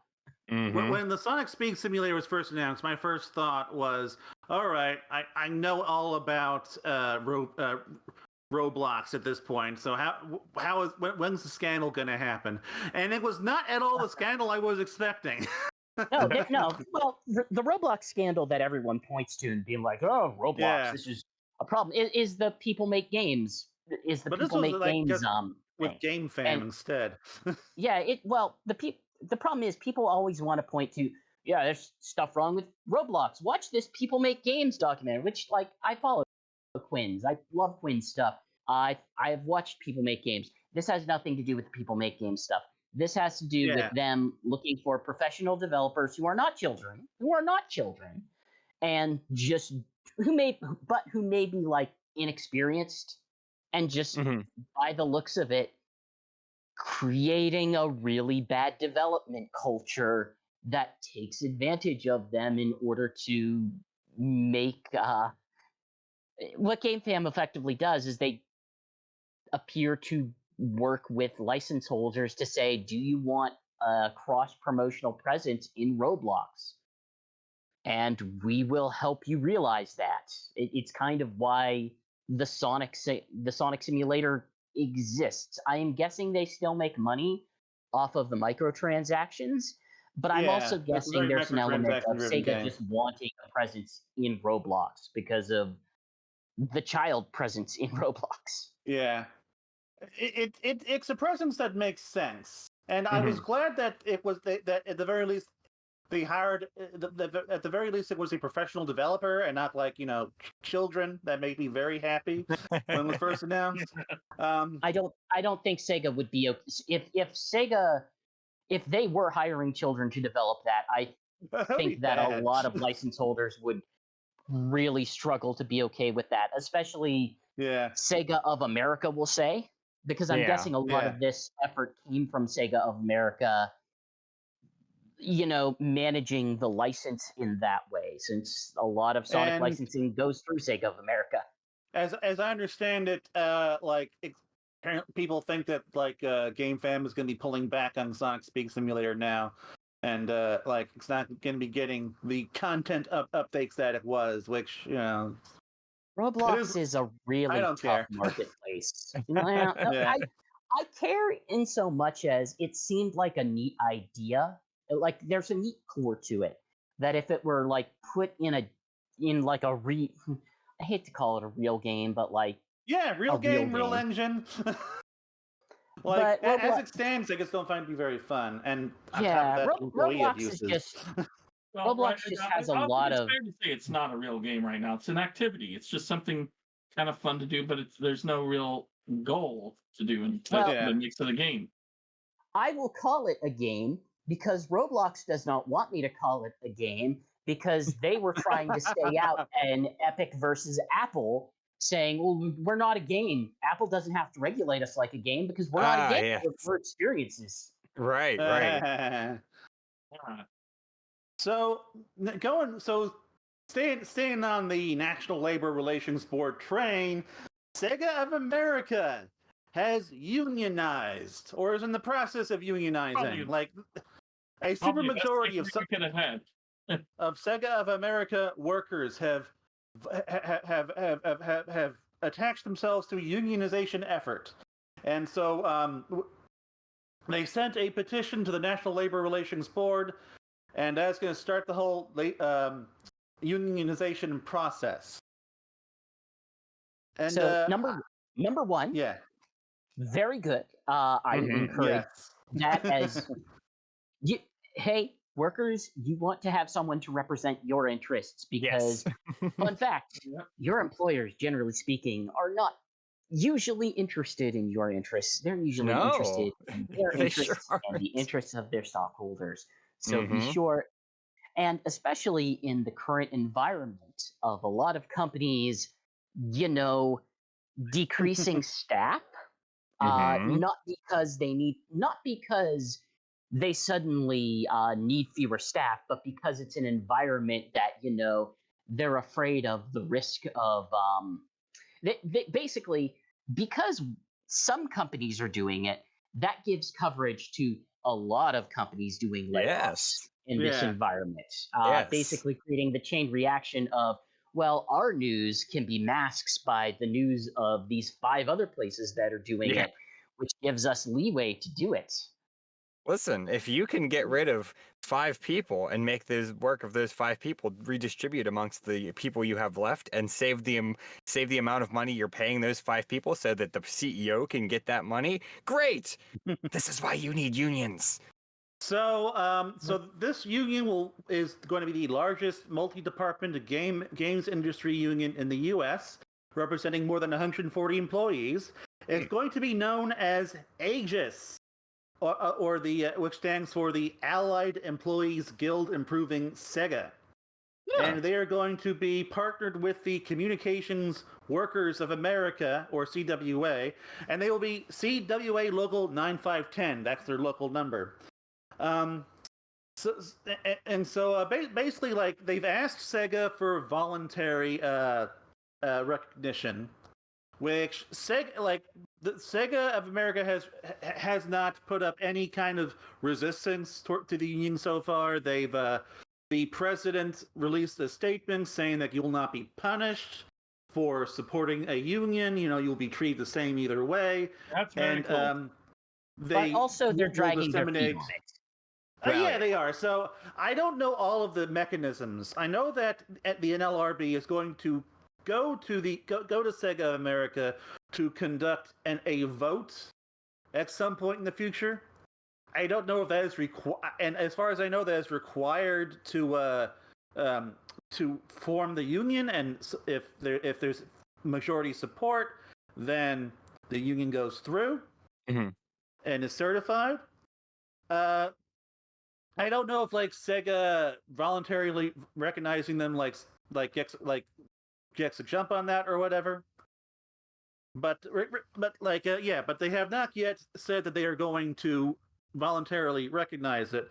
But they are at least going to be doing things like sending them the relevant NLRB information and stuff. So it sounds like they may be dragging their feet, but it's going to happen.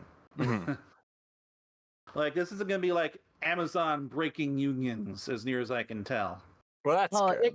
that's the fascinating thing about this particular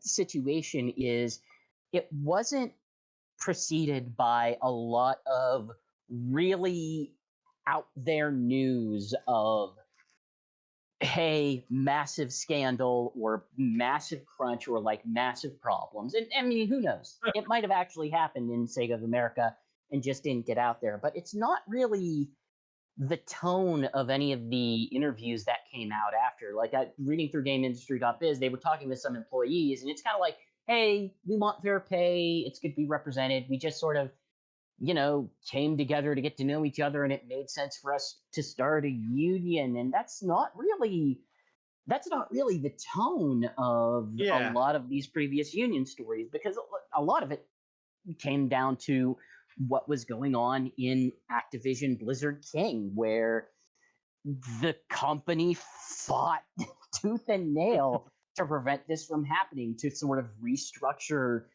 how they could form the union or not. Right. Yeah. And basically just tried everything that they could do to prevent it. We've seen what's happened, as you said, with Amazon, where Amazon has taken great pains to not have it. We Yeah. hear all of these things happening at Starbucks repeatedly. That Mhm. it's the fact that this feels like it's going weirdly smoothly, and at the scale that it's happening, and not really off of the backs of a Scandal of any kind. It's, Yeah, of a a giant scandal. scandal. It's unusual to hear, hey, this company's employees are having a union, and the company's totally okay with it, and everybody's happy. It Yeah. seems like, you know? Like it's weird because it feel the weirdest part is this is how it should happen. Like Yeah. this Yeah. is the ideal scenario, but it feels so weird because when do we ever get to see the ideal scenario for this? Yeah. Well, I know that they have listed reasons why they want to form a union. Like it sounds like there's a big problem with Sega like keeping workers on as part-time employees. That Mm. makes up about a third of Sega of America's workforce, and that leads to other issues like lower than average pay and a lack of path to promotion and stuff like that. And basically, Gotcha. they just said, yeah, this union is a way to resolve all of that. Mhm. And Yeah. Sega has generally been. It seems like they've generally been good with stuff like this. Like, the Sega of Japan is one of the few really good LGBT employers in the country. Hmm. And this just kind of feels in line with that. Yeah. Like I mean, the issue that you described, that happens at a lot of companies. Like even Nintendo had some rather public issues with I Mhm. guess their hiring firms in regard to part-time to full-time that never occurred. So yeah, that makes a lot of sense then. But yeah, good for them. I wish them massive luck with this, and I Yeah. hope a lot more other developers continue to do this. That this Yeah. becomes a massive Yeah, trend. let's do Nintendo of America next. Yeah, my hope is that with this going through, assuming that it goes through successfully, and like everyone says, oh well, Sega did it, then we should do it too, and it just sort of has a domino effect across the industry. I mean, I imagine that this is going to be an edge case with how simple it seems to be going. Simple is a little bit hyperbolic, I must say. There's definitely going to be some roadblocks in the way here and there, but by and large, it's going through about as well as it should. But I'm sure other companies will not take kindly to that. So Well, Yeah, right well, now, Microsoft is kind of probably one of the biggest, we'll say, paths of least resistance has been with Microsoft's vocal statements. And who knows if this stays true Hmm. after whatever happens, whether the merger goes through or not. But basically, they're using it as a bargaining chip to basically say, yeah, we're fine with unions as long as you let us purchase Activision. If you do that, we're perfectly fine with them. well, man, there's one more thing I was gonna say. Oh well, forgot. Um, yeah. Well, in any case, so ending out the our little show, we recently got information. Sega has recently released its end of year fiscal report. And on the whole, like, things seem positive, although this thing was very difficult to read. GX, I don't know if you've had time to parse it yet, but at the I've very only least, like, skimmed. at the very least, like, Sonic Frontiers has now sold 3.2 million units. Um, so like, this puts it only like 200K behind Sonic Heroes, and once it passes that, it'll be the fastest best-selling 3D Sonic game of all time. And Sonic as a whole has sold over 8 million units. So both are big increases over last year. Right. Yeah, that is not bad. It's obviously they're trying to decipher things out of an investor report if you are not a financial analyst is tricky, but there Yeah. Although there are some Nintendo's ways financial reports are easier to read. they are, but Nintendo's investor Q&A are usually a good time. If you want to get a sense of hey, what are Nintendo's investors interested in, there was the guy who had a significant stake asking for, well, can you make a new game in this series, and this series, and this series, and Nintendo's has to, basically just trying to fanboy. Yeah, I Saying, super oh, forgot about that, but I do remember that now that you're bringing it up. oh, there was the guy who wanted, I think, Was it? tickets to Nintendo Land, saying, "Hey, I'm an investor. Can I get free tickets to Nintendo Land?" And they were I like, remember there was the "No." Star Fox guy, if I remember correctly. I don't remember the Star Fox guy. I remember the guy who was weird about, like, well, we think you're being way too conservative with your financials. Why are you so pessimistic in these reports? Now, this was a report after Animal Crossing did an F ton of copies because there was a pandemic. And the real Right, answer right. is because there's probably not going to be another pandemic this quarter. Yeah, But the I answer is hope like, not. Quarter. oh, there's some beautiful. Oh, Animal Crossing sold so freaking many copies. But yeah, there's some very entertaining stuff in here. Like the obvious stuff is like, yeah, Sonic Frontiers did very good, 3.2 million units. Persona 5 Royal remaster, as soon as that went to other platforms, that's doing very well, 1.7 million. They are sort of lining up. Here's some games that will be coming out over the next year that we're expecting to do decently, not as sort of like follow-ups to existing content, stuff like Etrian Odyssey Origins Collection, which I don't know. It seems like they might have rather high expectations of that. I hope their expectations are very in check because I they are expect that charging that number is a mostly lot of money Sonic for those Origins. games. Hmm? I expect that number is mostly Sonic Origins, honestly. I mean, they kind of already sold a lot of Sonic Origins. Like, how many? Yeah, but this is the Is it? physical copy. I, the only thing I could think of is like, okay, I've talked with Dredd about this.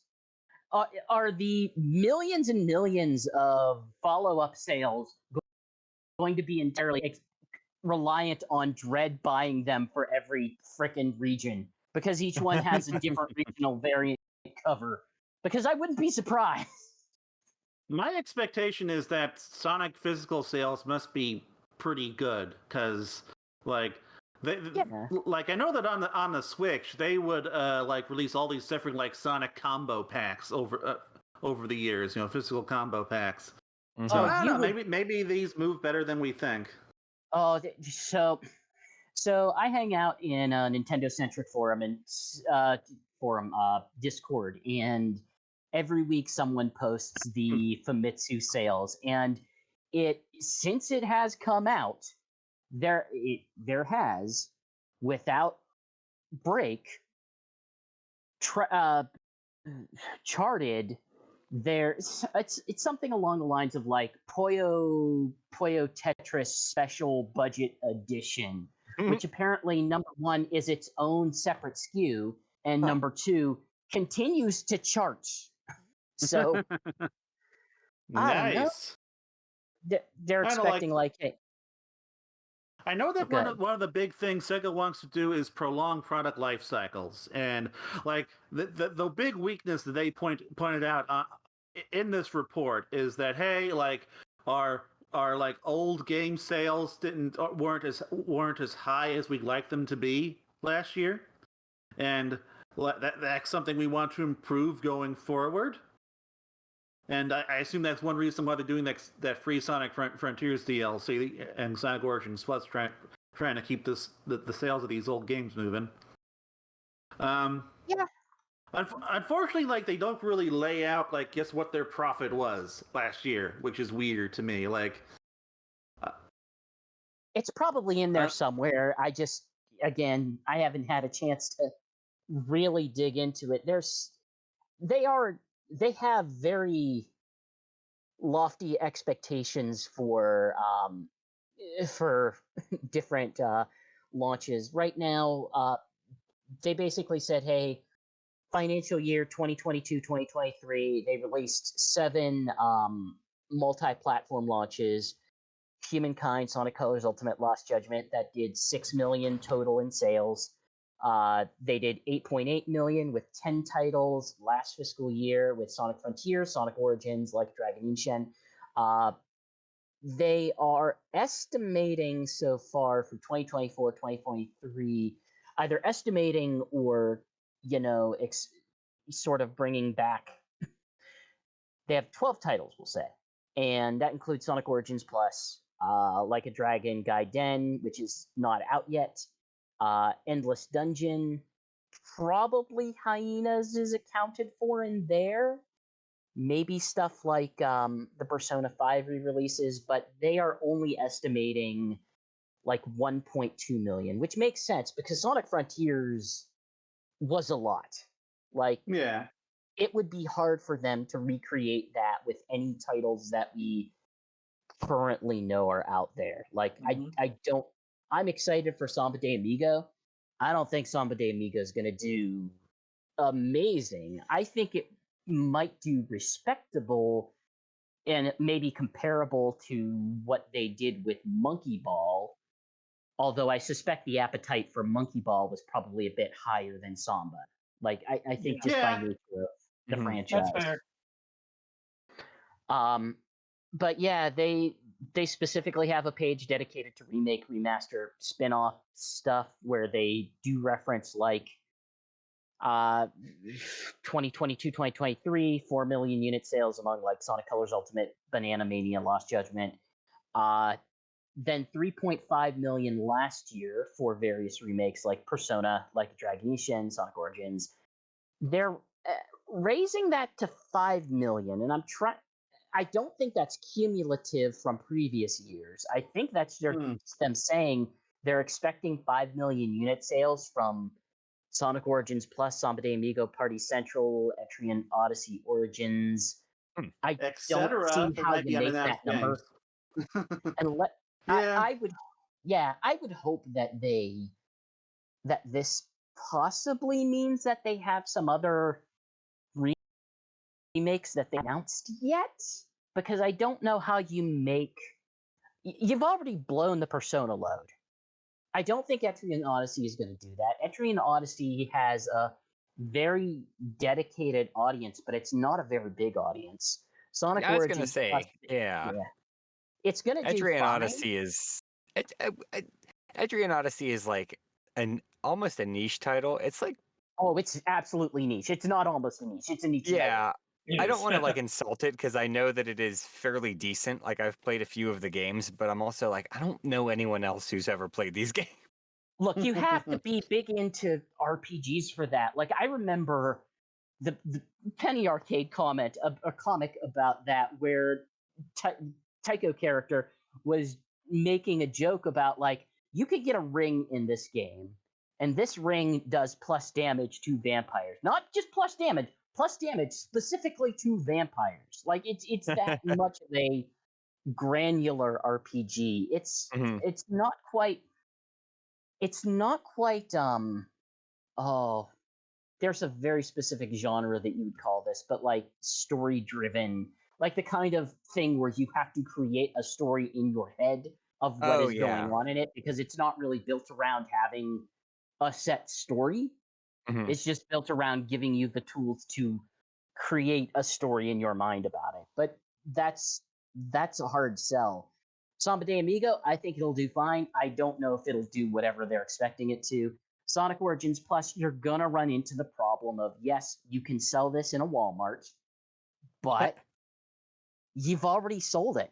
Like I'm just wondering like how many more copies you feel like you can sell of this. That's Right, going to be a right. niche for the retro market and the likes having physical copies of The particular upgrade's games. $10. The upgrade's $10, so it's not as if you're going to be continuing to Well, sell this thing. Now, I know so that there are people who appreciate physical media more than we do.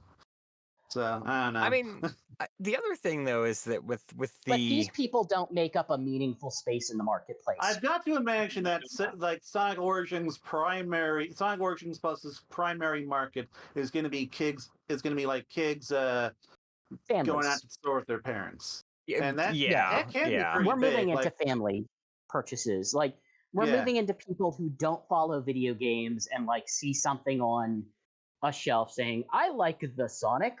I will get the Sonic game," without necessarily knowing like without actually following what's out. Right. You want to talk about niche? There's a recent Comic Con I was at that's selling video game soundtracks in LP, CD, and cassette of all things. Huh. Like they're Yep. bringing back cassettes. I love cassettes. Hate cassettes. Cassettes suck. Don't buy Oh, how can you cassettes. love it? How can you love something that could be easily erased by a magnet? Mhm. How can you love something What? that could be erased by multiple plays of it? Yeah. That Yeah, literally pretty much. degrades over time. Hey, guess what? Hatsune Miku did well in their free-to-play sector. Oh, sweet. They continue to sort of, I don't know, talk about New Genesis, but I don't know how that actually does. Apparently, it is their second best online game, free to play. I'm sorry, their second best free to play game, right behind Miku, followed by Sega Net Mahjong MJ. So that should give you context for what their free to play looks like. Boy, they would probably benefit from Rovio. Yeah, And yeah. Mhm. Like according to this, 88% of their mobile market is in Japan, and they make $132 on mobile a year. So, like these mobile games must be very profitable for them.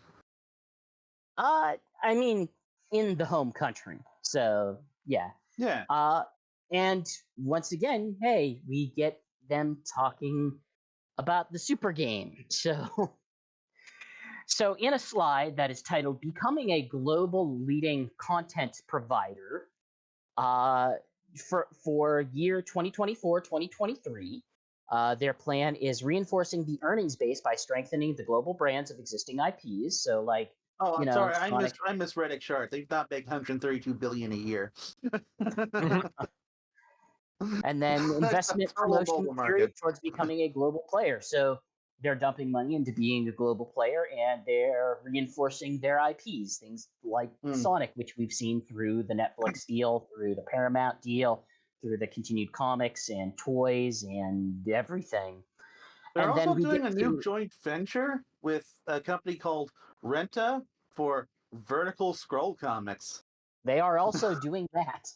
But like, remember, Sega Sammy is a big company. Like, Yeah. they Yeah. own an animation studio. Like, let's keep in mind their investor reports every year are like, yep. And on Golden Week this year, we released the new Detective Conan movie, and the following year we released on Golden Week the new Detective Conan movie. What are we going to do in 2025? Well, on Golden Week, we're going to release the new Detective Conan movie. So that's that's part of their that's part of who they are as a company. They release Detective Conan movies and apparently do vertically scrolling comics now. But yeah, they have several slides dedicated to just talking about, hey, we're expecting to be helped by Rovio. Like, they legit have like 5 slides completely dedicated to like, hey, Rovio's going to be a big deal for us. We're going to get Angry Birds, which has value to us, absolutely. We're going to have a brand new studio, so that's going to be a big deal for us. Uh, we're we're basically listing out everything that makes Rovio brands globally popular, which is kind of funny and weird because one of the things that Rovio discovered as they were attempting to expand their own brand was that, yeah, they were doing real great with Angry Birds. They weren't doing great with anything else that they tried to make and promote. Yeah. Yeah. Just Angry Birds. Hmm. I've got to imagine that Sega should give them more options to Oh make yeah. successful stuff outside of that. Brand recognition is kind of big in the mobile space depending on what kind of brand you have. Mobile space is so it's so impenetrable because you're either dumping a stupid amount of money into a project to really actually make it stand out, like everything in the Hoyoverse, as everyone has seen in the YouTube commercials, or I don't know, the dumb cookie game that made me mad. Or you have a brand attached to it, with something that's Yeah. already recognizable, or your Wordle, or your Wordle. Yeah. You are the random viral game of the week that was chosen by the world. And then bought by Well, New York Times. Yeah. regardless, we should probably wrap things up about now. Thank you for having me on for business time. And thank you for having me Yes, on in general. thank you for helping us do the do the podcast, so we didn't have to remember how to do Audacity.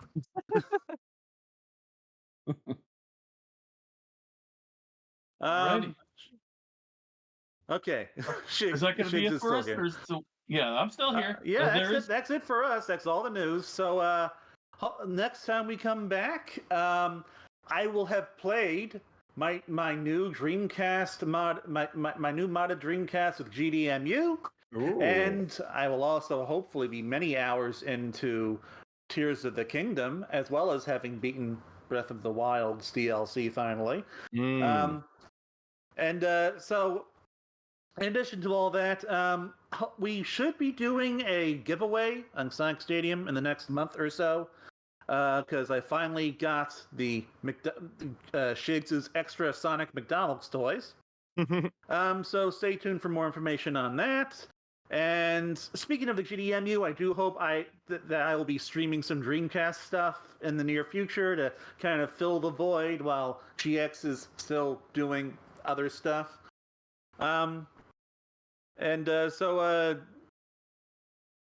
know, Dr. Reef, you don't work in Sonic Stadium, so I don't know. Anything you want to say? Again, thanks for having me on. It's always a lot of fun, and it's always entertaining to kind of catch up on some of the news that I've missed because I don't always get a chance to keep up on everything. So I enjoy it. It's great. And Everyone. Shigs, what? Sorry, I was, I was just gonna say everyone go out and check out Into the Breach because I played a lot of that this week. Is there like a demo for that? I don't know. Huh. I bought it like really close to launch because I loved FTL so much, and I was like, same studio, let's just do it.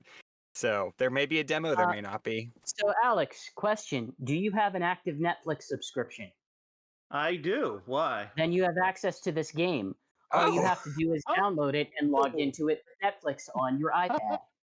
Oh, awesome! Thank Oh, you. interesting. We were discussing earlier how it was a Netflix game. I didn't think Yes. that was just part The of the way it is a subscription. Netflix game is if you own it on PC, it is not a Netflix game. You just buy it on PC. If you want it on Huh. mobile, it is a Netflix game. Oh, they- Okay, interesting. They good. sponsored the mobile You know, version of I'm that. gonna give this a shot then. I'll give it a Nice. shot. Netflix has 'Cause- a number of games that you can just go get and play by having an active Netflix subscription. Oh, that's interesting. That's Interesting. very interesting. So, Shigs, what are you gonna be up to? Nothing much lately. I'll be here at this, Sonic Stadium. I've done a few news reports lately. I'm trying to stay a little more active than I have been. Of course, you'll be hearing me here at the Sonic Talk, and that's going to be it for right now. I'm not 100% sure if I'll be going to Sonic Revolution this year or not. And GX, I know you've got plans, but what do you want to talk about? What can you reveal? What I want to talk about, what I want to reveal is June is when we are going to sort of do our, I don't know if I'd call it a relaunch, but a revitalization of our whole video aspect of the site. We've kind of had a 1 month hiatus that turned into a 6 month hiatus that I am looking to resolve. It's coming in June. I don't know when in June. Could be beginning, could be the end. Don't know when, but it's coming in June. It'll be Sonic's birthday. It's going to be Sonic's birthday. It's going to include the return of Sega Sonic Radio with not an entirely new format, but a pretty big change to it. It's going to include existing series like almost every Sonic. It's going to include existing series like Hedgelines, which is kind of on hiatus while I am on vacation. And it's going to include such as like a series I'm working on. It's going to be called it's going to be called Icono Trash, and it's going to be looking into the world of mascot and I'm figuring so out, excited hey, for this, by the way. is this Icono Trash or is this a super game? And just sort of figuring out like, okay, there's a lot of games out there that are in the mascot platform realm. Not as many as anymore, but in the history of it, there's a lot of bad mascot platformers there. And I will tell you, the premiere will be a game that I am required to play by obligation of we'll say a bet that I made and decided, you know what, I do not like how this is going. I will just take the L. The first game is going to be the new Bubsy game. Ooh, so Not good. the new Atari-owned Bubsy game. The new Atari-owned Bubsy game. The 2D platformer, not the rhythm game. The one that has the verbosity slider that everyone made fun of. The one that is bad because all Bubsy games are bad. Because all Bubsy games are bad. Yeah. So look games forward to that unfortunately, and Bubsy's sometime. bad. So look forward to that sometime in June. And I will hopefully also have my own video thing to launch, some video things to launch in June. One of which depends on GX, but one of which I'm going to try to get going on my own. So Yes. we'll see how that goes. I wish I was interesting enough to have a video. I mean, I had you on that Archie thing that one time. Oh yeah, that was a lot of fun. I enjoyed that a lot. Reef, we'll play some Arrow the Acrobat together at some point. I wish I knew what that was. Or do I? Maybe I don't. It's a You probably platformer don't. starring a bat named Arrow. That's fair. Anyway, I think that will do it for us today. Thank you for watching, and stay tuned for the next episode that we do. Peace. Bye, everyone. Peace, yo.